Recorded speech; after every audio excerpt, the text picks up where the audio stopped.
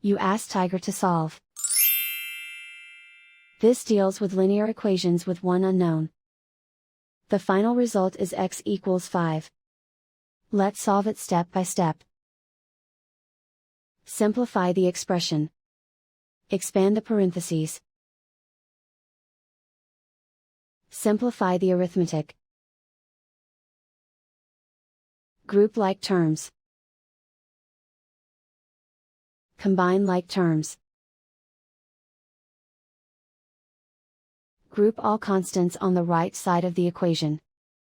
Subtract 15 from both sides. Simplify the arithmetic.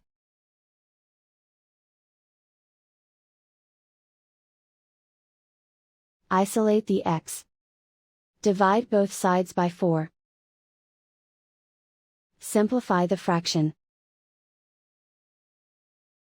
Find the greatest common factor of the numerator and denominator.